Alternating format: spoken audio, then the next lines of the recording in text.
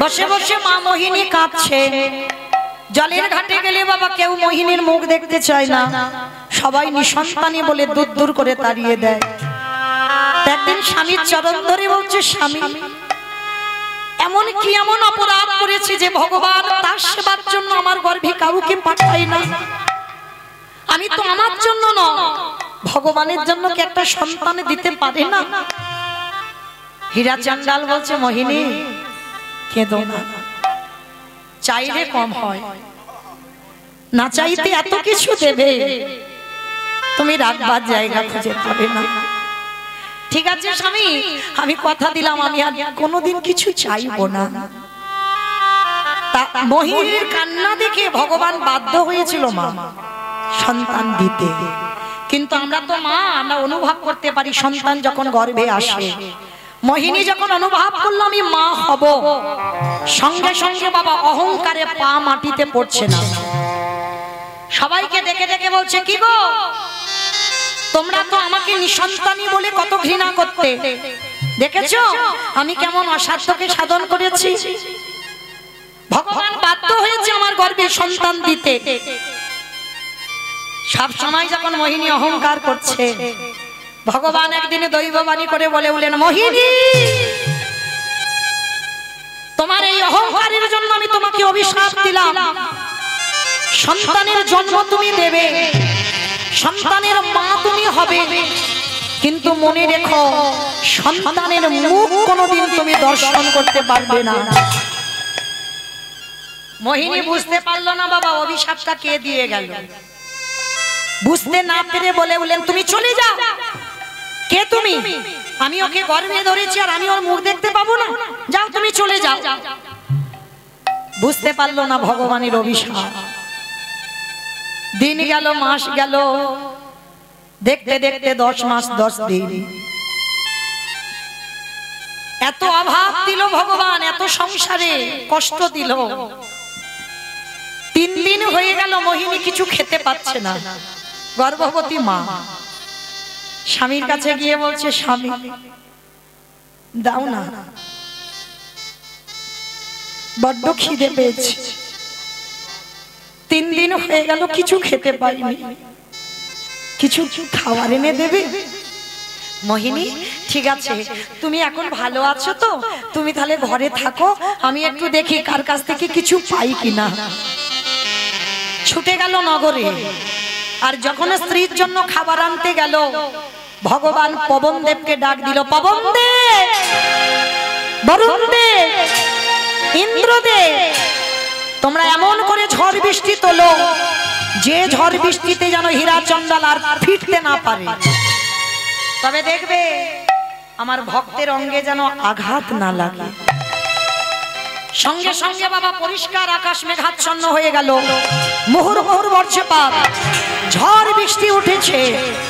আর হীরা চন্ডাল যা চাল ডাল পেয়েছে, এত বৃষ্টি আর ফিরতে পারছে না, একটা গাছের তলায় দাঁড়িয়ে আছে। আর এদিকে প্রসব যন্ত্রণা শুরু হলো, কেউ নেই, অসহ্য যন্ত্রণাময়। মোহিনী যন্ত্রণায় ছটফট করছে আর কাঁদছে, কেউ কি নেই? আমার স্বামী কাছে আমার জন্য খাবার আনতে, কেউ তো একজন আমার কাছে এসো, আমি যে বড় কষ্টে আছি। ভগবানের অভিশাপ মিথ্যা হবে না। ওই যন্ত্রণায় কাতর হয়ে ছটফট করে কাঁদতে কাঁদতে একটা ফুটফুটে কন্যা সন্তানের জন্ম দিল।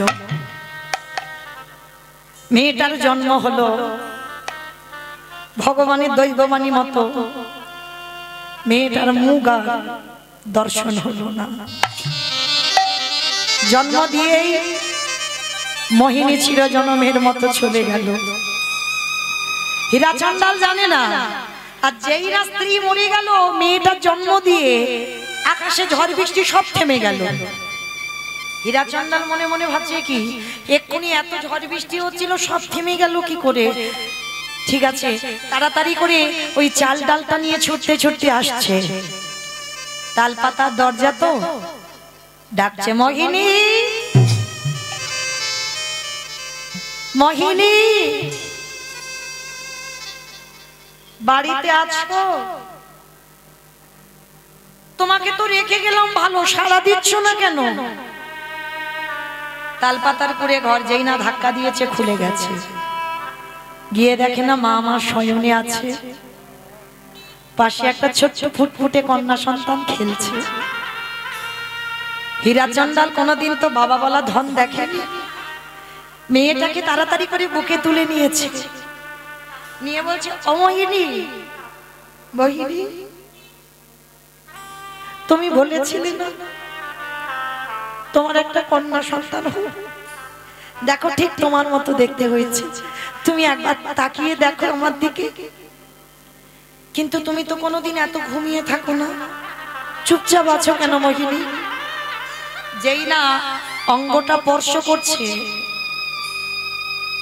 অনেকক্ষণ আগে প্রাণটা চলে গেছে, দেহটা শীতল, নাসিকায় হাত দিয়ে দেখছে নিঃশ্বাস পড়ছে না। যখনই নিঃশ্বাস পড়ছে না, মেয়েটাকে বুকে নিয়ে ডাক দিল মোহিনী, মোহিনী। এটা তুমি কি করে পারলে? আমি সন্তান চেয়েছিলাম, আমি চেয়েছিলাম বটে, কিন্তু একবারও তো ভগবানের কাছে বলিনি আমার সব কেড়ে নিয়ে তুমি সন্তান দাও। সব যদি কেড়ে নেবে, কে বলেছিল আমাকে এমন সুখের সংসারের মুখ দেখাতে? কে বলেছিল তোমাকে আমার এই সুখের সংসার দিতে? দয়া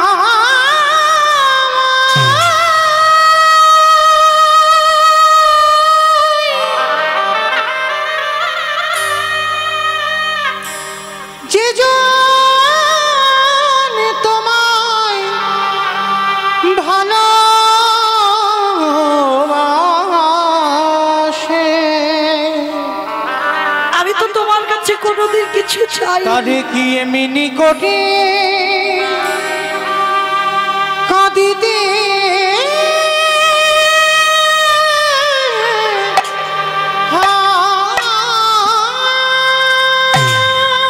ফিরিয়ে দাও তুমি আমার সুখের সংসার। আমি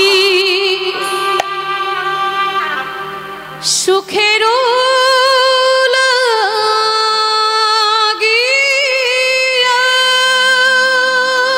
ফিরিয়ে দাও, ফিরিয়ে দাও।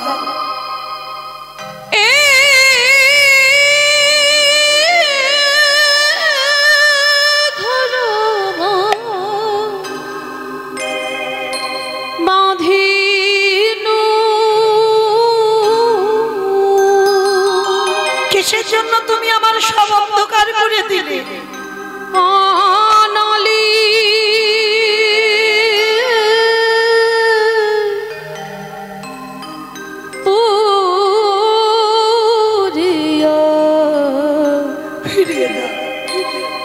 গেল রে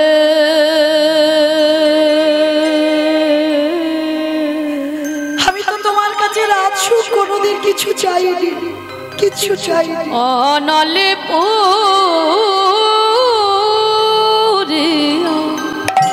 গেল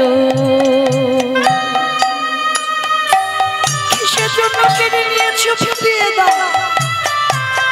ওই একদিনের বাচ্চাকে আমি কি করে বাঁচাবো? ও কি খাবে তুমি বলে দাও।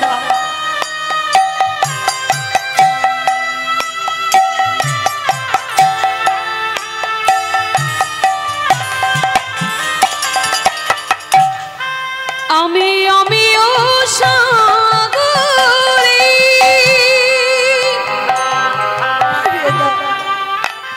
সেনা করিতে, আমিও সাগরে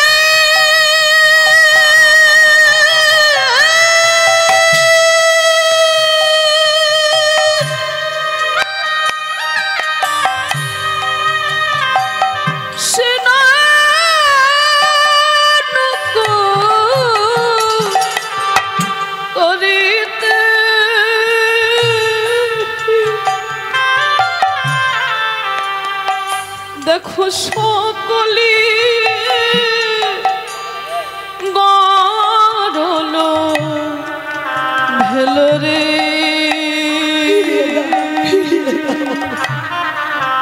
সকলি গড়লো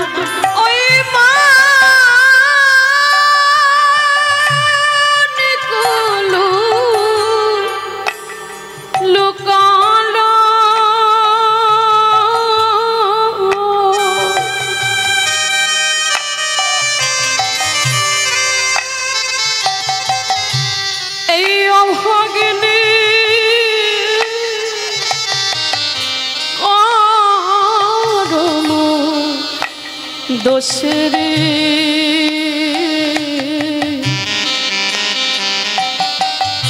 এই অভাগিনীর কারণে আমি সুখের লাগিয়া বিধির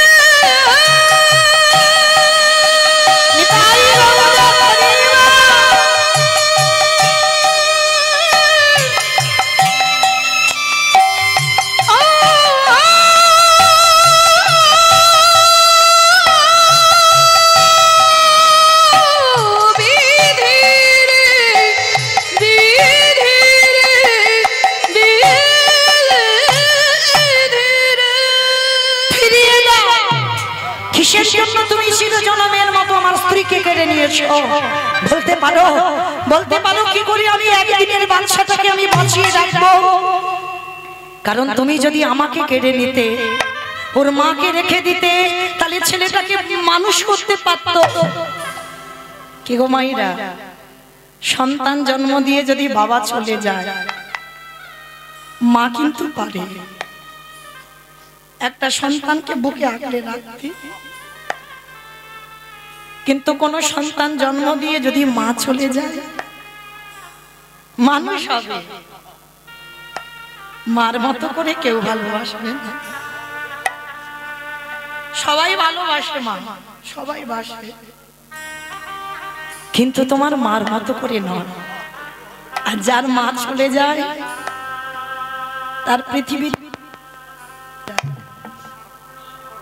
এই জগতে চিরজনমের মতো চলে গেল মোহিনী। মেয়েটার কি খাওয়াবে, বসে বসে কাঁদছে, ভগবান থাকতে পারলো না। স্বর্গ থেকে একটা গাভী কামধেনুকে পাঠিয়েছে। আর স্বর্গের কামধেনুর একটা নিয়ম আছে মা, এর কাছে যে যা চায় তাই পায়। সোনা দানা, টাকা পয়সা, মণি মাণিক্য, যে যা চাইবে কামধেনু তাকে তাই দেয়। তাই কামধেনু যখন বাবা এসে দাঁড়িয়েছে, একটা পাত্রে করে নিয়ে যেই না একটা পাত্র রেখেছে, সঙ্গে সঙ্গে পাত্রটা ভর্তি হয়ে গেছে, দুগ্ধ দহন করতে হয়। গাভী তুই এত ভালোবাসিস, আয়। গাভীটা প্রতিদিন সময় মতো আসে আর মেয়েটাকে দুধ দেয় আর চলে যায়। প্রতিদিন ও ডাকতে হয় না, সময় মতো আসে স্বর্গ থেকে আর দুধ দেয়, চলে যায়। দেখতে দেখতে মেয়েটার বয়স দাঁড়ালো 6 বছর। তা বাবা হীরাচন্দাল বলছে, মারে আমার বলতে যা কিছু আছে সবরী। আমার বলতে যা কিছু আছে সবরী। মেয়েটার নাম রেখেছিল সবরী। ছোট্ট মেয়ে, ছোটবেলা থেকে বাবা শেখাচ্ছে, মা একটা কথা মনে রাখবি, যা কিছু খাবি আমার প্রভুকে দিয়ে খাবি। কেমন? যা কিছু খাবি আগে আমার প্রভুকে দিবি, তারপরে খাবি। বাবা ছোটবেলা থেকে মেয়েটাকে ধর্মের শিক্ষা দিয়ে গেছে। তো আজকের মেয়েটা ঘরে ঘুমাচ্ছে, বাবা ভগবান মনে মনে চিন্তা করছে, ভক্ত তো দিব্যি বড় হচ্ছে, ওর মাকে কেড়ে নিলাম, এবার বাবাকে তো নিতে হবে, বেশি দিন আর রাখা যাবে না। হঠাৎ দৈব দুর্ঘটনা, 3 দিনের জ্বরে হীরা চন্ডালের মৃত্যু হলো। 6 বছর বয়স মেয়েটা। কিন্তু ওই যে ছোটবেলা থেকে বাবার শিক্ষাটা দিয়েছে, আর আরেকটা শিক্ষা দিয়ে রেখেছে মা, জীবনে কারোর কাছ থেকে শুধু শুধু কিছু নিবি না। দেখবেন মা, আমরা অনেক অনেক মানুষ আছি না, শুধু নিতে শিখেছি, বিনিময়ে কিছু দিতে শিখিনি। কিন্তু একটা কথা বলে যায়, যেমন তুমি নিতে শিখেছো তোমাকে দিতে হবে। 2 হাত ভরে যেমন নিচ্ছ, তোমার 2 হাত ভরে তোমার দিতে হবে, তবেই তোমার সমস্ত পূর্ণের ফল তুমি লাভ করতে পারবে। না হলে শুধু নিয়ে যাবে আর কিছু দেবে না, পাপের ঘরা পরিপূর্ণ হয়ে যাবে। তো আজকে হীরা চন্ডা মৃত্যুর পর মেয়েটাকে শিখিয়েছিল, মা কারোর কাছ থেকে শুধু শুধু নিবি না, মা বিনিময়ে কিছু দিবি। তা মেয়েটা কি খায় জানো? কেউ তো নেই, সবরই কেউ ছিল না। কি খায় জানো? ওই পঞ্চবটির একাধারে মতঙ্গ সাধুদের আশ্রম, সাধুরা প্রসাদ পায়, আর থালাতে যে এঁঠোগুলো বেশি হয়, অনেক অনেক, সবাই তো পরিষ্কার করে খায় না, কিছু বেশি হয় নর্দমায় থালাতে ফেলে দেয়। সবরই চুরি করে সেই কুকুর বিড়াল যেখানে খায় তাদের পাশে গিয়ে ওই প্রসাদীটা তুলে নিয়ে পায়। আমরা তো বলি বাবা কুকুর বিড়ালের এটো খেতে নেই। ওরে বাবা, কি গো রাস্তার পাগলদের দেখেছো? কুকুর বিড়ালরা যেখানে খাচ্ছে তারা সেইগুলো গুড়ি গুড়ি খাচ্ছে। তাদের চিকিৎসা করে দেখবে বাবা, শরীরে কোনো রোগ পাবে না। আর আমরা এত আরামে আছি, ওষুধ না খেলে দিন চলে না। এটাই হয়, রাখে হরি মারে কে, মারে হরি রাখে কে। ভগবান চরণে বিশ্বাস রাখতে হবে। রাখলে তুই রাখবি, মারলে তুই মারবি, এটা যার মধ্যে এসে যায় তার জগতে কোনো কষ্ট থাকে না বাবা। এইটা মেনে নিতে হবে। রাখলে তুই রাখবি, মারলে তুই মারবি, এটা তো কারোর মধ্যে নেই। কারো এখানে যারা দাঁড়িয়ে আছেন, বসে আছেন, আমি কীর্তনিয়া সম্প্রদায়, কারোর এই বিশ্বাসটা নেই। যদি থাকতো তাহলে প্রতিনিয়ত সুগার আর থাইরয়েডের ওষুধ খেতে হতো, তাহলে ভগবানের চরণ ধরে পড়ে থাকতাম। রাখলে তুই রাখ, মারলে তুই মার, হ্যাঁ, এই বিশ্বাস কারণ নেই। তো মনে রেখো মা, আজকের হীরা চন্ডাল মৃত্যুর পর ওই সবরীর দিন চলছে ওই রকম। তো একদিন সবরীর বিবেক বলল, আচ্ছা আমি যে এই এঁঠোগুলো খাচ্ছি এটা তো পাপ হচ্ছে, কারণ আমি তো তাদেরকে বলে খাচ্ছি না, আর আমি যে খাচ্ছি আমি তো বিনিময়ে কিছু দিচ্ছি না। তাহলে আমার বাবা বলেছে শুধু নিলে হবে না, দিতে হবে। কিন্তু আমি কি দেব বলো? আমার তো কিচ্ছু নেই। আমার কেউ, আমি চন্ডালিনী, আমি ছোট জাত বলে আমার কেউ খেতে দেয় না, ঘৃণা করে। দয়াময়, তুমি নিজ কুলে জন্ম দিয়েছো আমায়, জানি না কোন জন্মের কুকর্মে আজ আমার চন্ডাল কুলে জন্ম হয়েছে। তবে আমি চুরি করে সাধু সেবা করব, চুরি করে করব। ওমা, চুরি করে সাধু সেবা করা যায়? সবরই করেছিল চুরি করে সাধু সেবা।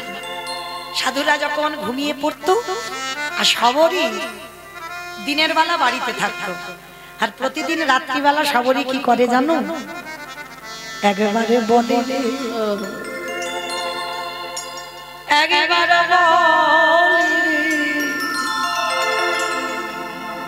একেবারে বলে রে আমার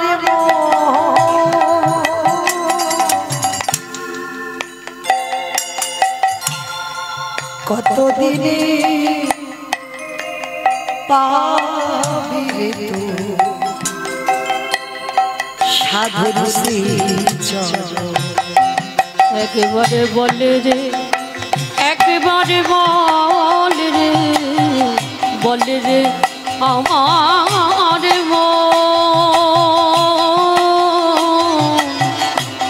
কতদিনে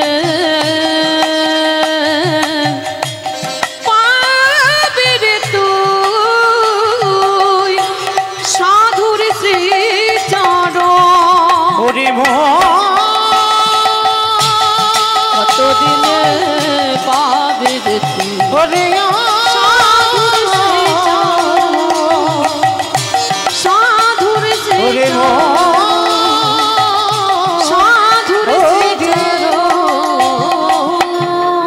সারাদিন বাড়ি থাকে আর রাত্রিবেলা করে জঙ্গলে যায় শুকনো শুকনো কাঠ কুড়ায় কাঠগুলো নিয়ে সাধুদের রান্নাঘরে দেয় আর সাধুরা তো জানে না ভাবে অন্য কেউ গুড়িয়ে রেখেছে আর ওই জ্বালানি কাঠে তারা রান্না করে প্রসাদ পায় আর এতেই সবরই চুরি করে সাধু সেবা হয়ে যায়। একদিন সাধুরা বলা বলি করছে হ্যাঁ রে এত এত ভালো ভালো কাঠ কে জোগাড় করে দেয় রে বলে দাঁড়া আজকের আমরা হাতে নাতে ধরবো। সমস্ত সাধুরা জেগে বসে আছে আর সবরই রাতের অন্ধকারে ওই কাঠের বোঝাটা নিয়ে গুটি গুটি পায়ে গিয়ে ছোট 6 বছরের মেয়ে তো কাঠের বোঝাটা নিয়ে সাধুদের রান্না করে দুম করে আর যেই না ফেলেছে সঙ্গে সঙ্গে সাধুর দলেরা ওই মেয়েটার হাতটা ধরেছে কে তুই কোথায় বাড়ি তো থাকিস কোথায় নাম কি বাবা মাকে বাড়ি কোথায় তার মানে তুই রোজ রোজ এই জঙ্গলের কাঠগুলো দিয়ে যাস কে তুই ছোট্ট মেয়ে মাথা নিচু করে বলছে আমি সবরী। ও তুই সেই হীরাচন্ডালের মেয়ে না তুই সেই ছোট জাতের মেয়ে না ছি ছি ছি ছি ছি ছি গো আমাদের জাত চলে গেল ছোট জাতের মেয়ে নিজ জাতের মেয়ে মেলচ্ছ জাতি আজকে তোর জ্বালানি করা কাঠে আমরা রান্না করে প্রসাদ খাই দেখাচ্ছি মজা তোর দ্বারা। সবরী মাথা নিচু করে হাত জোড়ো করে বলছে বাবা ঠাকুর তোমরা যে এত করে আমাকে বলছো আমি ছোট জাত ছোট জাত ছোট জাত আচ্ছা আমার ভগবান তো কোনোদিন জাত জাত করেনি আমার ভগবান তো বলেছে মুচি হয়ে সুচি হয় যদি কৃষ্ণ ভজে সুচি হয়ে মুচি হয় যদি কৃষ্ণ তজ আমি ছোট জাত তো কি হয়েছে আমার কি অধিকার নেই আমি ভগবানের ভালোবাসতে পারি না। ছোট্ট মেয়েটার কথা শুনে বলছে এইটুকু মেয়ে তোর কাছ থেকে আমরা জ্ঞান অর্জন করবো দেখাচ্ছি মজা দাঁড়া ওই জ্বালানি কাঠ টেনে নিয়ে সবরীকে মারছে দূর হয়ে যা বেরিয়ে যা দয়ামা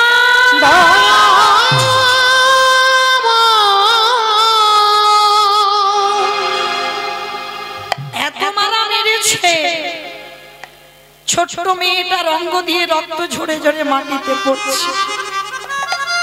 মা ধরিত্রী মা বসুমাতা কেঁপে উঠলো মা বলে উঠলেন প্রভু তোমারে যারা ভালোবাসে তাদের বুঝি তুমি এমনি করে শাস্তি দাও কৃপা করো না প্রভু ছোটবেলা থেকে মেয়েটার জীবনটা এত কষ্ট কৃপা করো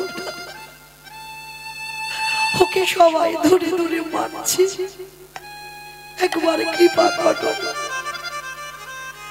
ওই সাধুদের মধ্যে একজন ছিল যার নাম হচ্ছে রামানন্দ স্বামী। রামানন্দ স্বামী ছুটে এসে মেয়েটাকে বুকে জড়িয়ে ধরেছে দাঁড়াও দাঁড়াও দাঁড়াও তোমরা মেরো না গো ওইটুকু বাচ্চা মেয়ে এত মার মারলে ও তো মরে যাবে মেরো না। মেয়েটাকে বুকে জড়িয়ে ধরেছে চল। আচ্ছা মা এত কাঁদে এত ভক্তি মেয়েটার কৃপা হচ্ছে না কেন এখনো দেহটা শুদ্ধ হয়নি। নদীর ঘাটে এ ঘাট থেকে ও ঘাটে যেতে গেলে বাবা নৌকাতে তো চাপতে হবে তবে তো তুমি নদীর এ ঘাট থেকে ও ঘাটে যেতে পারবে। আর আমাদের এই ভব নদীটা পার হতে গেলে সংসার রূপ সমুদ্র পাড়ি দিতে গেলে আমাদেরও তো গুরুচরণ ধরতে হবে। গুরুরূপী কান্ডারিকে আশ্রয় করো তারপরে তুমি সংসার নদী পার হয়ে তবে তুমি গোবিন্দ চরণে যেতে পারবে। যারা ধরণী গুরু চরণ অবশ্যই করি গুরু আশ্রয় করো। গুরুদেব দেহ শুদ্ধ করলে তবে তুমি পরমাত্মা রূপী ভগবানের দর্শন পাবে। গুরুপাদ পদ্ম হৃদয় ধরে ভজন করতে হবে। সবরই এত কাঁদে, কৃপা হয় না কেন? দীক্ষা হয়নি। রামানন্দ স্বামী সবরীর গুরুদেব ছিল। রামানন্দ স্বামী বলছে, এই মা সবরী আয়, আজকের আমি তোকে রাম মন্ত্রে দীক্ষা দেব।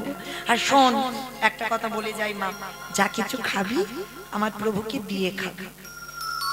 বাবা, আমার তো কিছু নেই দেওয়ার মতো। কে বলেছে? কে বলেছে?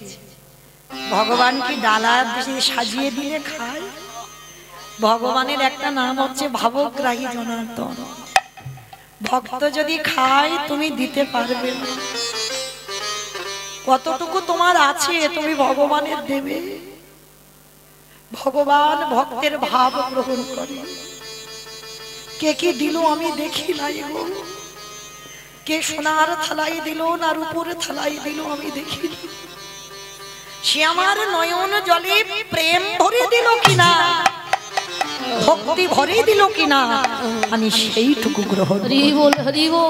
হে নয়মা, তুমি তো জানো না এই জগৎ সংসার মাঝে যদি কেউ প্রেমে ভক্তি ভালোবাসা দিয়ে দিতে পারে, আমার আমার ভগবান সেই ভক্তের ছুটে আসে। হে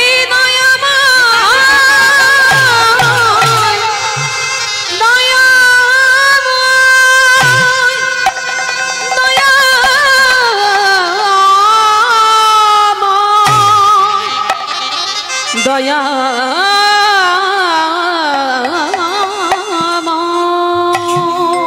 রামমন্ত্র দীক্ষা দিল সবরীর। দীক্ষা হয়ে গেল। দীক্ষার পরে দিন গেল, মাস গেল, বছরে গেল, দিনে দিনে সবরী বড় হলো। আর বসে বসে ওই নয়ন জলে কাঁদে। নয়ন জলে কাঁদে আর বলে, দয়াময় একবার কৃপা করে দেখা দাও, কৃপা করে দর্শন দাও। ভুলি গৃহ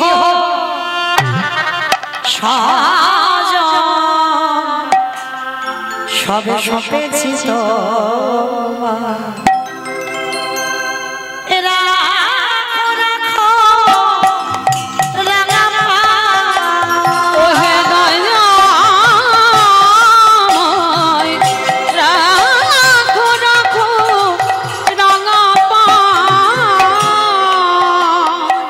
সংসারে মরুভূমি নাহি তরু ছায়া, না নীল দশা আনো মেঘ ভয়। সংসারে মরুভূমি নাহি তরু ছায়া, না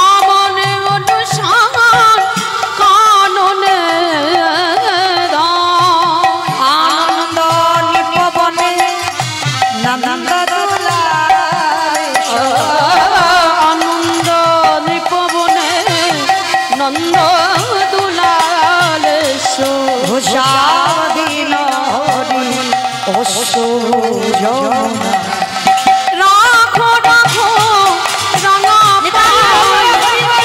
দয়াময়, রাখো রাখো রাঙা পায় ওহে দয়াময়, রাখো রাখো রাঙা পায়। সবরী প্রত্যেক দিন নয়ন জলে মুখ ভাসিয়ে কাঁদে আর বলে প্রভু ওই একটা একটা করে ফল পারে একটু করে খায়, যেটা টক যেটা তিতো সেটা ফেলে দেয়, সেটা নিজে খেয়ে নেয়, আর যেটা সুস্বাদু মিষ্টি সেটা প্রভুর জন্য তুলে রাখে। নয়নের জলে আজ সবরি মায়া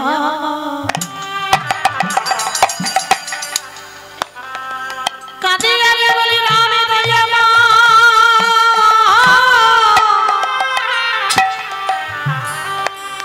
কৃপা করে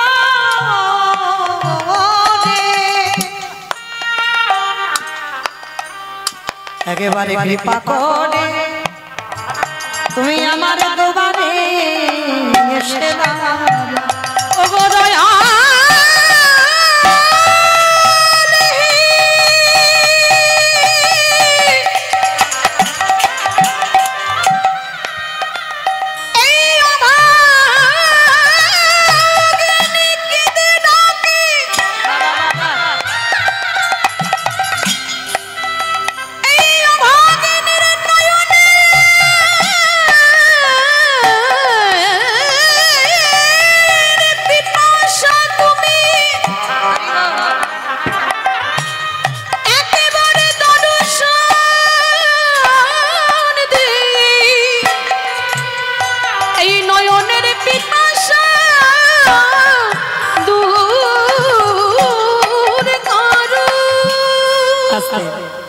সবরই ফল পেরে রেখে দিয়েছে, কোনটা পচে যায় কোনটা পোকা লেগে যায় আর যেটা শুকিয়ে যায় রেখে দেয়।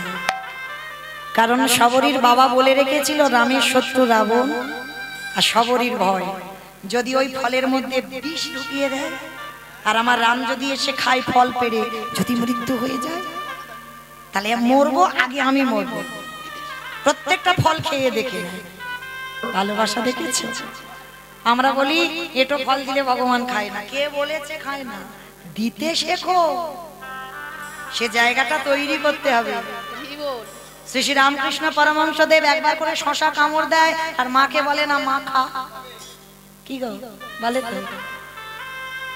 যখন পায়খানায় বসেছিল দক্ষিণেশ্বরে ওই গঙ্গার পাড়ে, শশা বেঁচে যাচ্ছিল, আর কচি শশা তো দেখে লোভ হলো, নিজের জন্য নয় মার জন্য নিয়ে যায়।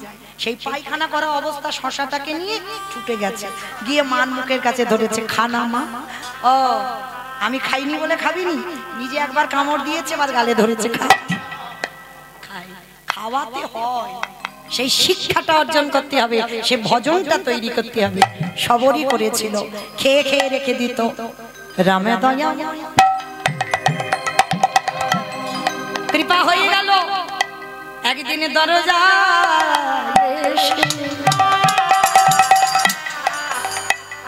ডাক দিচ্ছে সবরী। কে কে ডাক দিল আমার? সবরী বলি, তাড়াতাড়ি করি বাবা, কোমর তো পড়ে গেছে, আসছে ক্ষমতা নেই, সময় থাকতে তো আসেনি, অসময়ে এসেছে, কোমরটা ভেঙে গেছে, লাঠি ঠুকে এসেছে। যেই না দেখেছে দুইজন ভালো, কে তুমি? দেখে না বাবা রামার লক্ষণ, এসো। বসতে দেবার জায়গা নেই, দেবে কি সে? একটু পাতা কুড়িয়ে এনেছে, বসবার জায়গা দিয়েছে। কত কাঙাল! আর চরণ ধোবাবে, সে ঘটিটা নেই, তা বলে কি ধোবাবে না? রামচন্দ্রী চরণ যুগল বুকে ধরেছে, এই বাচ্চে কি জগতের জল, সবরই নয়নে জলে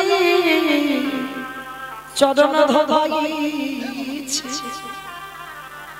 যেই না চরণ ধৌত করে দিল, আঁচল দিয়ে মোছালে ব্যথা লাগবে, মাথার কেশ খুলে দিল, মাথার কেশ দিয়ে রামচন্দ্রের চরণ যুগল মোছাইল। যেই না মুছিয়ে দিয়েছে, প্রভু বলছে মা খেতে দিবি, বড্ড খিদে পেয়েছে। প্রভু তুমি খাবে? চন্ডালিনীর ঘরে চুপ, কথা নয়, খেতে চেয়েছি দিবি। কোমর ভেঙে গেছে, ঝুড়িটা এনেছে কোমরে করে, বেছে বেছে দেখছে একটা শুকনো ফল। ওই শুকনো ফলটা তুলে রামের বদনে দেবে, হাত আর যাচ্ছে না, কারণ রাম তো খুব লম্বা চওড়া। সবারই মায়া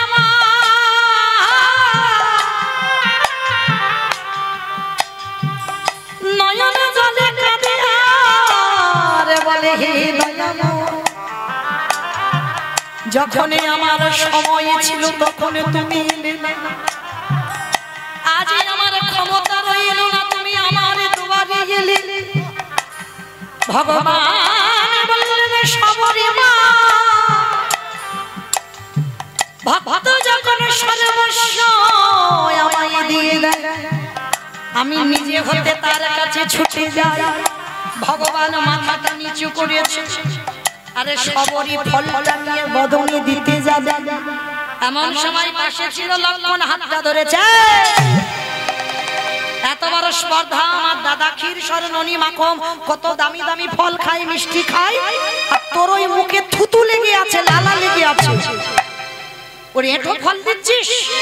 চন্ডালিনী ছোট জাত। ওই ফলটা নিয়ে লক্ষ্মণ কেড়ে নিয়ে দূর করে, আর যেই না ফেলে দিল, সবরী মা নয়ন জলে কাঁদছে। লক্ষ্মণ, এই যে আমার ফল যখন ফেলে দিলে, একদিনে যদি আমি রামকে ভালোবেসে থাকি, একদিন যদি আমার নয়ন জলে তার চরণে যায়, এই যে ফল তুমি ফেলে দিলে, আমি তোমাকে অভিশাপ দিলাম, যেদিন তুমি মৃত্যুর সঙ্গে লড়াই করবে, এই ফল যেখানে ফেলে দিলে, এই ফল থেকে একটা গাছের জন্ম হবে। ওই গাছের পাতা না হলে, ওই পাতার রস না হলে কোনদিন তোমার প্রাণ বাঁচবে না রে।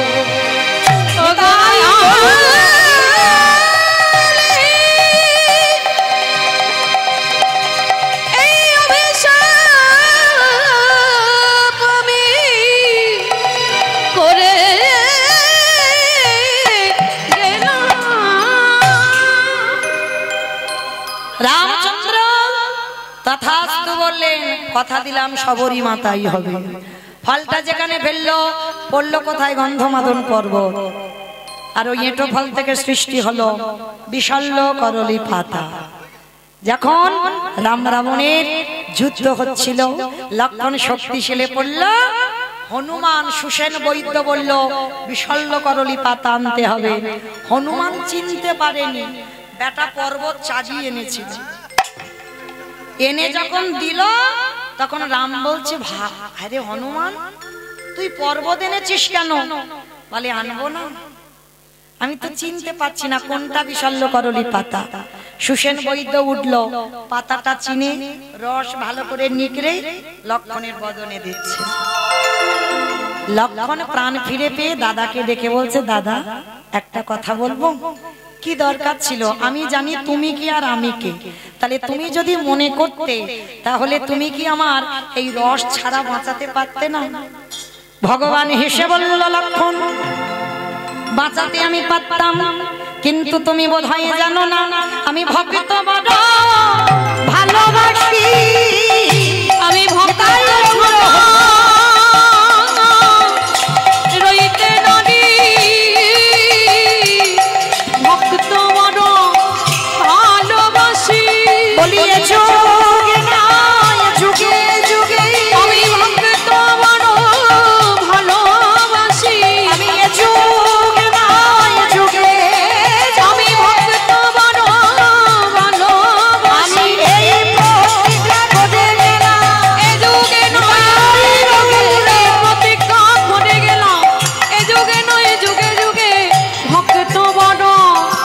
তো আজকে লক্ষ্য করেন, শূর্পণখা বিয়ের পর বাসর ঘরে খিদে পেয়েছে, স্বামীকে গিলে খেয়ে ফেলেছে। রাক্ষসী তো কি করবে, বউ ভাতের দিন খিদে পেয়েছে, কিছু খাবার পাইনি, স্বামীকে গিলে খেয়ে ফেলেছে। তো স্বামীকে খেয়ে নিয়ে বাপের বাড়ি ফিরে এসেছে। তা রাবণ রাজা কোনোদিন কিছু বলেনি, কিন্তু ওই যে বাবা হাড়ি কলসি থাকলে তো ঠোকাটুকি হবে, সর্বক্ষণ মন্দোদরী রাবণ রাজার তো একটা দুটো বউ নয়, কটা বউ? 10,000। রাবণের 10,000 বউ, আর দশরথের ছিল 750। আর ভগবানের তো জানো 16,108 জন। আর কলি ছেলেরা বলে আমরা একটা থেকে দুটো করলে দোষ কেন অত? বাবা, এদের পাওয়ার ছিল, ক্ষমতা ছিল, এদের নাই। ভগবান একটা কথা বলেছে, আমি যেটা করছি তোমরা করো না, খবরদার, তোমাদের সেই সামর্থ্য নেই। কারণ আমি যেটা করছি করো না, আমি যেটা বলছি সেটা শোনো। তো আজকে লক্ষ্য করে দেখে, সেই সর্বক্ষণ মন্দোদরীর সঙ্গে ঝগড়াঝাটি হতো বলে তো একদিন রাবণ রাজা সিদ্ধান্ত নিল, এদের ঝগড়া থামাতে গেলে আমার বোনকে আলাদা একটা জায়গা দিতে হবে। শোন বোন, আজকে থেকে তুই আমার বাড়িতে খাওয়া দাওয়া করিস না, তোর আমি কিছু সম্পত্তি লিখে দিচ্ছি, সেখানে যারা যারা আসবে তুই ধরে ধরে খাবি। অমাইরা আমাদের মতো রান্না বান্না করে না খেলে তো চলে যাবে, রাক্ষসী তো, ও কাঁচা কাঁচা জিনিসও খেতে পারবে। তো পঞ্চবটির বোনটা খাতা কলমে লিখে দিল শূর্পণখার নাম। তাই পঞ্চবটির বনে বাবা যারা যারা আসে, পশু পাখি কীট পতঙ্গ মানব দানব খেচর খেচরি যারা যারা আসে ধরে ধরে খায়। তা অনেকদিন ধরে শুধু এই পশু পাখির মাংস খাচ্ছে। হঠাৎ আজকের একটা ঘটনা ঘটেছে। কি ঘটনা জানো মা? একটা নাকে মানুষ মানুষ গন্ধ ঢুকছে। ভালো করে শুনবেন মা, এটা বড় তত্ত্বের লীলা, তো একটু 1 মন থেকে 2 মন হলে বুঝতে পারবেন না। হ্যাঁ, সম্পূর্ণ তত্ত্ব মিশ্রিত। তাইবার নাকে যেই না মানুষ মানুষ গন্ধ ঢুকছে, আর সেই ছোটবেলায় গল্প শুনেছিলাম না ঠাকুমাদের কাছে, বলে হাউ মাউ কাউ মানুষের গন্ধ পাও, মানে রাক্ষস রাক্ষসীদের নাকে নাকি মানুষ এলে গন্ধ পায়। তা শূর্পণখা মনে মনে ভাবছে, যা বাবা, এই বনে তো সব সময় পশু পাখির মাংস খেয়েছে, কিন্তু মানুষের গন্ধ তো কোনোদিন পাইনি, হঠাৎ মানুষ মানুষ গন্ধ আসছে কেন? যাই হোক, যাই, অনেকদিন পরে মানুষ পেয়েছি, একটু মেরে মাংস করে খাবো। মনে আনন্দ, আর আনন্দটা নিয়ে বাবা মনে মনে ভাবছো, বাবা আমার তো এই রাক্ষসী চেহারা, এই দেখে যদি মানুষ ভয়ে পালায় তাহলে কি করব? সুন্দর একটা রূপবতী নারী হয়েছে, মানে রূপ লাবণ্যময়ী, মানে যদি কোনো পুরুষ চোখে চোখ দেয় আর ফেরাতে পারবে না, এমন সুন্দর রূপবতী হয়েছে। আর ওই রূপটা ধরে 1 পা 2 পা করে যাচ্ছে যেখান থেকে মানুষ মানুষ গন্ধটা আসছে, আর গিয়ে পর লক্ষ্যটা পড়েছে সবার প্রথমে যেখান থেকে ওই মানুষের গন্ধটা আসছে তার চরণের দিকে। আমার সে চরণটা দেখে সে খাওয়ার কথা ভুলে গেছে। চরণটা দেখে বলছে, ওরে বাবা, যদি একটা দিন ওই মানুষকে আমি আমার করে পেতাম তাহলে বোধহয় আমার নারী জনম ধন্য হতো। এই জায়গাটা মনে রাখবেন বাবা, নারী কিন্তু ভোগের নয়, নারী সাধনা, নারী আরাধনা, নারী ভজনে। যে যেমন ভাবে নেবে তার কাছে তেমন। কেউ যদি মনে করে নারী শুধু ভোগ করব ভোগের জন্য, তার কাছে নারী সারা জীবন ভোগে। আর কেউ যদি মনে করে নারী সাধনা, তাদের সাধনার জায়গা রেখে নারী চারণ সাধনা করে ভগবানের পাওয়া যায়। পেয়েছিল চণ্ডী ঠাকুর রামের চরণ ভজন করে, পেয়েছিল বিল্লমঙ্গল পতিতা চিন্তামণির চরণ সেবা করি, পেয়েছিল জয়দেব গোস্বামী মা পদ্মাবতীর চরণ সেবা করি। মনে রেখো, নারী সাধনা, নারী আরাধনা। অসুরদের অত্যাচারে দেবতারা স্বর্গ ছাড়ে, দশভুজা দুর্গা যদি দশাতে না সামলাতো তাহলে বাবা দেবতাদের দেবত্ব যেত কোথা? ভালো করে ভাবেন, দেবতাদের তেজ দিয়ে নারী সৃষ্টি করেছিল, পুরুষ নয়। আর অসুর নিধন নারী করেছিল। নারী দুর্বল নয়। কেউ যদি মনে করে নারী দুর্বল, তার কাছে দুর্বল। নারী যদি ঠিক ঠিক দাঁড়ায়, সেও দশভুজা হয়ে শক্তি হয়ে দাঁড়াতে পারে। তো আজকে শূর্পণখা মনে মনে ভাবলো, ওই পুরুষটাকে যদি একটা রাত আমি আমার করে পাই, ভোগ করার জন্য নয়, ওই চরণ দুটো আমি একটা রাত সেবা করতে চাই।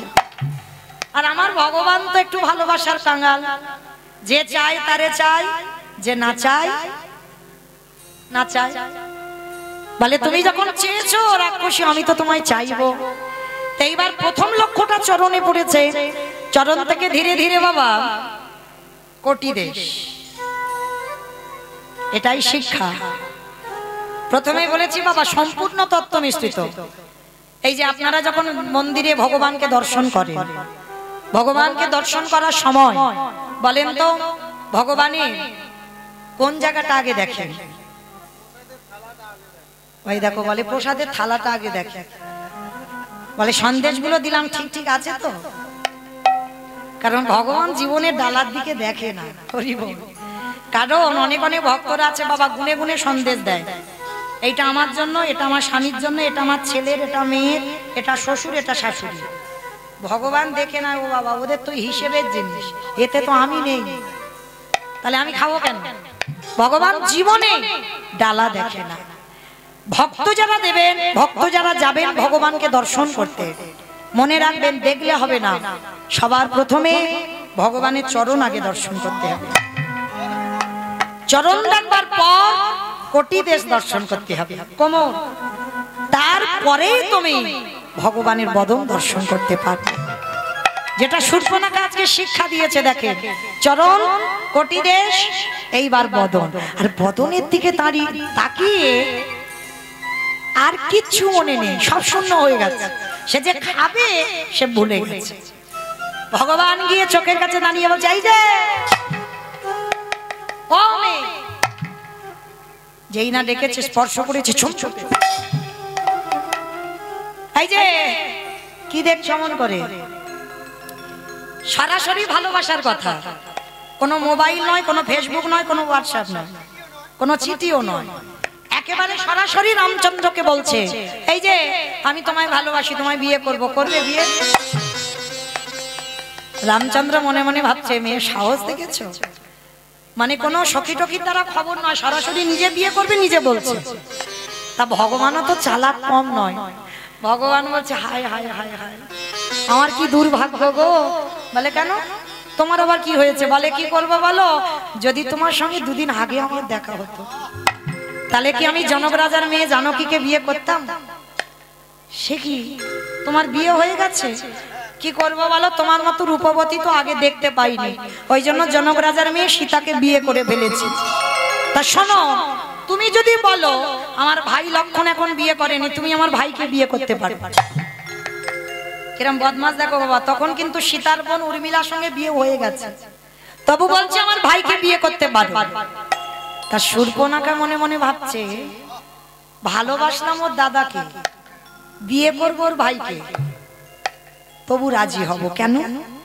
কারণ রামচন্দ্রকে নিয়ে তো ভোগ করার ইচ্ছা নয়। ভাইকে যদি বিয়ে করি, সারা দিনের মধ্যে একবার আমি আমার ওই রূপবান পুরুষের চরণটা তো দেখতে পাবো, এতেই হবে। ঠিক আছে, তোমাকে না পেয়েছি, না পাবো, কিন্তু তোমার ভাইকে বিয়ে করব। ঠিক আছে, প্রস্তাবটা কি আমার ভাইকে দাও। কিন্তু ভাইকে যে প্রস্তাবটা দেবে, কিন্তু কি ঘটনা ঘটবে ওটা ভাইয়ে ভাইয়ে আলোচনা হয়ে গেছে। শূর্পণখা গিয়ে বলছে, এই যে লক্ষণের কাছে বলছে, আমি তোমায় ভালোবাসি, তোমার দাদা বলল আমি তোমায় বিয়ে করতে চাই। তা লক্ষণ বলছে, বিয়ে যে করবে এই জঙ্গলে সিঁদুর পাবে কোথা থেকে? রাক্ষসী তো বলছে চোখ বন্ধ করো। লক্ষণ চোখটা বন্ধ করেছে, একটা হাত এমন বের করেছে মন্দোদরীর ঘর থেকে সিঁদুর চলে। রাক্ষসী তো, তা যেই না সিঁদুর কোটোটা দিয়েছে, এইবার লক্ষণ সিঁদুরটা পরাতে যাবে, শূর্পণখা রমণীকে বলছে, এই যে তুমি চোখটা বন্ধ করো। ও মা, তা সিঁদুর মাথায় দেবে, তা চোখ বন্ধ করবো কেন? বলে আরে সিঁদুরটা পরাবার সময় দেখতে নেই, বন্ধ করো। আমার স্মরণ করো একবার সেই দিনের কথা, যেদিন ওই পিড়েতে করে চাগি এনেছিল, আর সামনে একটা কি যেন পাতা মতো ছিল না, বিছুটি পাতা। বিছুটি পাতা নাকি দেখেছো? মানে ও বোধহয় বিয়ে থা করেই। হ্যাঁ, সামনে কি পাতা ছিল? পান পাতা ছিল, আর পানের পাতাটা সরিয়ে যখন স্বামীর চোখে চোখ দেয়, কি বলে জানো? শুভ দৃষ্টি। বাহ, শুভ দৃষ্টি। আর এই ঘটনাগুলো ঘটে গেল। তারপরে যখন ওই সিঁদুর দানের সময় পিছন থেকে একটা কাপড় এনে ঘোমটা দেয় না, তাই তো, যেটা আমরা কি বলি লজ্জা বস্ত্রের কাপড়, তাই তো। তো আজকে রাক্ষসী লজ্জা বস্ত্রের কাপড় কোথায় পাবে? লক্ষণ বলছে চোখ বন্ধ করো। এটা আমাদের আপনাদের নিয়ম নয়, সেই লক্ষণ ত্রেতা যুগ থেকে হয়ে আসছে। তো চোখ দুটো বন্ধ করেছে রাক্ষসী, জানে না তো কি ঘটবে, জানে লক্ষণ সিঁদুর পরাবে, তার চোখটা যেই বন্ধ করেছে প্রথমে নাকটাকে ধরেছে। হ্যাঁ গো, তা সিঁদুর পরাবে, নাকটা ধরছো কেন? বলে নাকটা ধরছি আমি যে সিঁদুরটা পরাবো ব্যালেন্স পাচ্ছি না। নাকটাকে আগে ধরেছে, তারপরে বাবা কানটা ধরেছে, আর কানটাকে ধরে এইবার ওই যে পিঠের ভিতরে যন্ত্রপাতি গুলো থাকে না, কি জানো লক্ষণের পিঠে ছিল, কাটারি, কাস্তে, কোদাল,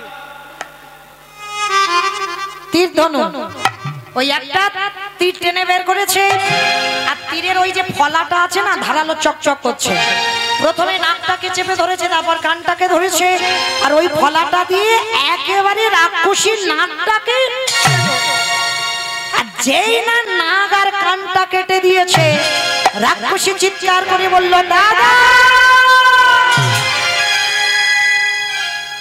সঙ্গে সঙ্গে রাক্ষসী নিজ রূপে ফিরে এসেছে, আর যেই না নিজ রূপে ফিরে এসেছে লক্ষণের দিকে তাকিয়ে বলেন অপদার্থ, তোর এত বড় স্পর্ধা, আমি একটা নারী হয়ে পুরুষের কাছে ভালোবাসার কথা বলতেই পারি, তুমি বিয়ে করবে কি করবে না সেটা তোমার ব্যক্তিগত ব্যাপার, কিন্তু তা বলে এই না যে তুমি একটা নারীর নাক কান কেটে নেবে। তবে এমন করলে যখন তুমি আমার সঙ্গে, শোনো আমি তোমাকে ভালোবাসিনি, বেসেছিলাম তোমার দাদাকে, কিন্তু তোমার দাদার চরণ দর্শনের জন্য তোমাকে বিয়ে করতে রাজি হয়েছিলাম, তবে আজ যখন তুমি আমার নাক কানটা কেটে রক্ত ঝরালে, শোনো লক্ষণ, আমি রাক্ষসী হতে পারি, আমি তোমাকে ছেড়ে দেব না, এইভাবে আমার মতো তোমারও একদিন রক্ত ঝরবে ঝরবে ঝরবে। ভগবানের ভাইয়ের অভিশাপও লাগে, রাক্ষসী অভিশাপ দিল লক্ষণকে, সেই নাক কানটা কেটে মাটিতে পড়লো, লাফাচ্ছে মাটিতে, সেটা লীন হলো না, তার থেকে সৃষ্টি হলো ভাঁড়ের জন্ম, ওই যে খেজুর গাছে বাঁধা হয় ভাঁড়, জন্ম হলো নাক কান দিয়ে রাক্ষসী, আর অভিশাপ দিয়েছিল এই ভাঁড়ে করে আমার দাদা 24 ঘন্টায় 80 ভাঁড় করে মদ খাবে, আর সেদিনে তোর মাথা ফাটাবে, মনে রাখিস।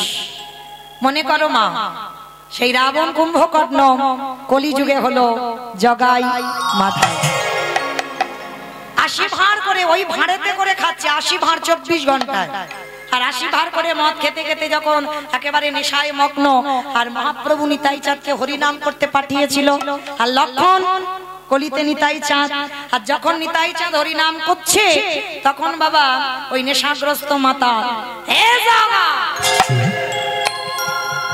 কে বলতো কানের কাছে হরি হরি, মানে আর কথা বলতে পারছে না, কথা জড়িয়ে যাচ্ছে, দেখো কে হরি হরি হরি, তাহলে বাবাজি নেশাটা ছটিয়ে দিল। এইবার নিতাই চাঁদ তবু এসে বলছে, ভাই নেশা করো যাই করো, একবার কৃষ্ণ বলো, একবার হরি বলো। এই বাবাজি নেশাটা ছটিয়ে দিল, হরি বলতে বলছে, কৃষ্ণ বলতে বলছে, এই ভাতটা দে তো একবার দেখি। ওই ভাঁড়ে করে মদ খেতে খেতে ওই ভাতটা নিয়ে একেবারে নিতাই চাঁদের মাথাটা রক্ত ঝরে ঝরে পড়ছে, হরি বল। তাহলে এটা শূর্পণখার অভিশাপ। কিন্তু এইখানে আমাদের একটা প্রশ্ন রয়ে যায়, একটা নারী পুরুষকে ভালোবাসার কথা বলতেই পারে মা, এতে কোনো অসুবিধা নাই, পাবো নাই, তুমি বিয়ে করবে না করবে সেটা তুমি বলতে পারতে, কিন্তু একটা নারীর নাক কানটা কেটে নেওয়ার স্পর্ধা তোমার দিল কে? এটা অপরাধ হয়নি কি ভগবানের? নিশ্চয় হয়েছে। আপনারা আমরা বলবো নিশ্চয়ই তো হয়েছে, কিন্তু বলছে হয়নি কেন? প্রথমেই বলেছি বাবা লীলাতে এসেই, কর্মফল কাউরে ছাড়ি না। এমনি এমনি কি নাক কানটা কাটলো? অনেক কারণ আছে। যেমন গান্ধারীর 100 ছেলে মরেছিল অনেক কারণের জন্য, তবে মরেছে। আজকে শূর্পণখার নাকটা কাটলো অনেক কারণের জন্য, তবে কেটেছে। তাহলে একটা কারণ বলি, যেটা ভালো কারণ আগে বলি, তারপর খারাপটা বলবো। ভালোটা আগে বলে নি। ভগবান বলছে যে আমারে চাই তারই আমি চাই, যে আমারে না চাই তারই আমি না চাই। তার রাক্ষসী হলেও ও তো আমার চরণ দুটো দেখে আমার চেয়েছে, কিন্তু রামচন্দ্র হচ্ছে মর্যাদা পুরুষোত্তম, মর্যাদা পুরুষোত্তম। তার মানে সীতা যখন ছিল না, রামচন্দ্র যদি মনে করত যে যার বাবা 750 বিয়ে করেছে, তাহলে রামচন্দ্র মনে করলে পারত না বাবা সীতা হারিয়ে আরেকটা বিয়ে করে যজ্ঞ করতে? নিশ্চয় পারত, কিন্তু করল না। কেন? তিনি মর্যাদা পুরুষোত্তম ভগবান, কথার খিলাফ হবে না। রাম অবতারে তার একটাই সহধর্মিনী, যার জন্য সোনার সীতা তৈরি করে যজ্ঞে বসেছিল, কিন্তু দ্বিতীয়বার বিয়ে করেনি। তার মর্যাদাটা ছিল এমনই। তো সেই রঘুপতি রামচন্দ্র তো আজকে শূর্পণখা রাক্ষসী হলেও চরণটা দেখে তো বলেছিল ওই পুরুষটাকে যদি একটা রাত আমি আমার করে পেতাম। অন্তর দিয়ে বলেছিল বাবা, কোনো ছেলে খেলা নয়, অন্তর দিয়ে হৃদয় দিয়ে বলেছিল একটা রাত যেন ওই পুরুষটাকে আমি পাই। ভগবান বলেছিল তথাস্তু, আমি রাম এ যুগে পারবো না, এ দেহে পারবো না, এর পরের জন্মে আমি তোমাকে আমার করে নেব। তবে একটা দিন নয়, একটা রাত নয়, আমি 12 বছর তোমার কাছে বন্দী থাকবো। মানে এক যুগ, ভাবতে পারছো? একটা রাতের জন্য ভক্ত চাইলো, ভগবান 12 বছর, এক যুগ হয়ে গেল ভক্তের। সেই শূর্পণখা পরের জন্মে হয়েছিল কুব্জা। কুব্জা যারা গ্রন্থ পড়বেন দেখবেন পরের জন্মে কুব্জা হয়েছে।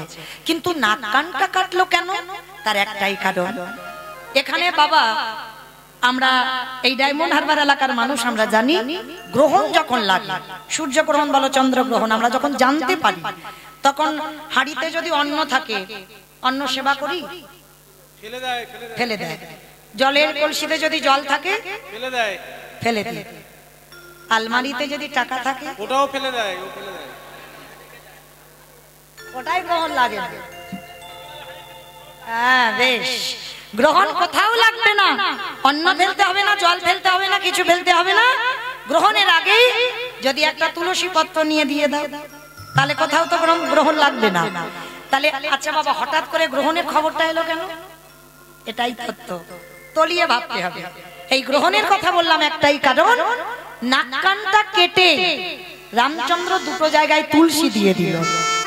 কেন? কারোর যেন নজর আর না পড়ে। কি গো, ও তো চেয়েছিল আমাকে, আমি হতে পারবো না রাম অবতারে, তার জন্য নাকটা কেটে নেব, কান কেটে নেব। কারণ ও পরবর্তী দিনে যদি কোনো পুরুষের দিকে তাকায়, সে দেখেই বলবে ও বাবা, ও তো নাক নেই, কান নেই, আর ওকে বিয়ে করা যাবে না। ভগবান নাক কানটা নিয়ে সারা জীবন ভগবান বুকিং করে আমার করে রেখে দিয়ে, ও যেন জীবনে কারণ না হয়। রাম অবতারে আমি ওকে গ্রহণ করতে পারবো না, কিন্তু ও যেন আর কারণ না হয়, আর কেউ যেন ওই নারীকে আর গ্রহণ না করে, তার জন্য নাক কানটা কেটে নিল। এটা কারণ, এটা ভালো কারণ। আর খারাপ কারণটা কি? এই শূর্পণখা নাম্নী নামে এক অপ্সরা ছিল। নাম্নী নামে এক অপ্সরা। এই অপ্সরা, শোনেন বাবা, এই অপ্সরা কি করেছিল? একদিন দুর্বাসা মুনি গিয়েছিল ইন্দ্রের নৃত্য সভায়। তা যখন গিয়েছিল, নাম্নী অপ্সরা নৃত্য করত, খুব রূপবতী। আর যারা নর্তকী হয় তাদের গায়ে কত সুবাস। আর যারা যোগী পুরুষ সাধন ভজন করে, জটা ভালো পোশাক নয়, হ্যাঁ, স্নান টান ঠিক হয় না, মানে কেমন মতো দেখতে, দুর্গন্ধ, অনেকদিন স্নান হয় না, জটা থাকে। তো নাম্নী অপ্সরা যেই না দুর্বাসায় এসেছে, না কি গন্ধ বার হচ্ছে গো লোকটার গায়ে থেকে, নাকটা চেপে ধরেছে। দুর্বাসা যেমন তেমন ব্যক্তি নয়, অনুস্বার সন্তান, ব্রহ্মা বিষ্ণু মহেশ্বর সন্তান রূপে অনুস্বার গর্ভে এসেছে, দ্বিতীয় কলেবর হয়ে, তাই না? আজকে সেই দুর্বাসা তিনি হচ্ছেন পরম বৈষ্ণব বাবা ভোলানাথ। ভোলানাথের একটা অংশ সতী অনুস্বার সন্তান হয়ে এসেছে।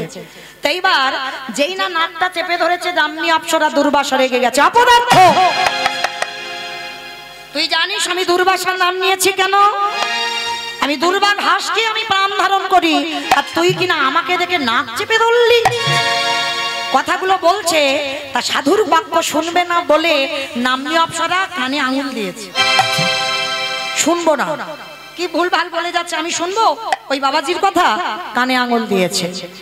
দুর্বাসা রেগে গিয়ে বললেন পাপিষ্ঠা নারী, তুই আমার সামনে দাঁড়িয়ে তোর এমন আচরণ, তুই নাক ধরলি আমাকে দেখে, আমি তোকে অভিশাপ দিলাম, যেমন আমাকে দেখে নাক ধরলি কান ধরলি, আমি তোকে অভিশাপ দিলাম কোনো না কোনো জন্মে এই নাক কান তোর ছেদন হবে হবে হবে।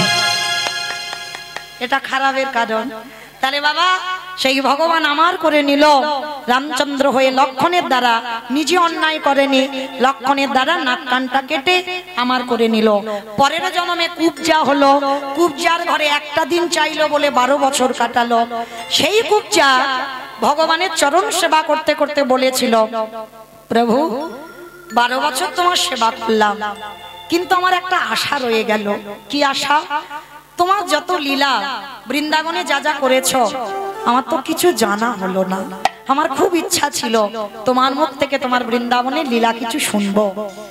তখন ভগবান হেসে বলেছিল, কুবজা এখন আমি বলতে পারবো না, তবে আমি বলবো, তোমাকে শোনাবো। কবে? আগত কলিযুগে, যেদিন আমি কৃষ্ণ নয়, যেদিনই আমি ওই কলিযুগে গৌরী অবতারে যাব,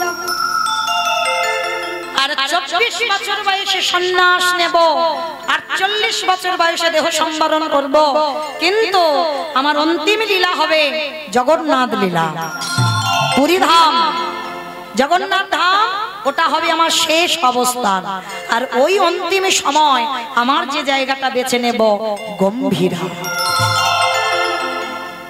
কি বাবা গম্ভীরায় গেছো? কতজন গেছো? কই হাতটা তোলো। এই কজন? আচ্ছা পুরীতে ঢেউ খেয়েছো কজন? হাতটা তোলো। ওই দেখো অবস্থা দেখেছো? তাহলে পুরীতে ঢেউ খেয়েছো, কিন্তু আমার মহাপ্রভু যেটা অন্তিম সময়ে অবস্থান করত, আজও সেখান থেকে একটা প্রদীপ জ্বলিয়ে আসছে, আজও সচিমার কাঁথা পাঠানো, সেগুলো দর্শন করবে না? হ্যাঁ করতে হবে। যেটাকে বলছি রাধাকান্ত মঠ। এতদিন পরে বাবা এই আগের বছরে গিয়ে দেখলাম সবে সংস্কার হচ্ছে। কারণ লক্ষ্য করবেন বাবা, নতুন নতুন জিনিস যেখানে হচ্ছে দেখবেন, ওই গুপ্ত বৃন্দাবন কত ভিড়, ভিড় নয় যারা গেছেন পুরীতে, কিন্তু যেটা আসল জায়গা সেখানে কিন্তু কোনো ভিড় নেই। এই বছর সবে গেলাম বাবা, সংস্কার হচ্ছে, মানে ভাঙাচোরা দেয়াল ছিল, সবে সংস্কার হচ্ছে অনেক বছর পর। তো যাই হোক, যারা যাবেন অবশ্যই এইগুলো দর্শন করবেন। তো রাধাকান্ত মঠ, সেখানে 3.5 জন ভক্ত, স্বরূপ দামোদর রায় রামানন্দ আর শিখি মাইতি। আর শিখি মাইতির একটা বোন ছিল মাধবী দাসী, 60 বছরের বৃদ্ধা নারী। 3.5 হাত জায়গাতে মহাপ্রভু বসে হরি নাম করত, বৃন্দাবনের যত যত লীলা শ্রবণ করাতো। আর এই জায়গাটা কার ছিল? যিনি শূর্পণখা, যিনি কুবজা, তিনি কলিযুগে আর নারী নয়, পুরুষ, যার নাম হলো, যে জায়গাটা কাশীনাথ মিশ্র। কাশীনাথ মিশ্রের উদ্যানস্থ বটিকা যেটা হচ্ছে গম্ভীরা, তাহলে ওই কুবজা হয়েছে কাশীনাথ মিশ্র। তাহলে বাবা বোঝা গেল। তো চলেন, আজকে এই জায়গাটা হচ্ছে পঞ্চবটির বন।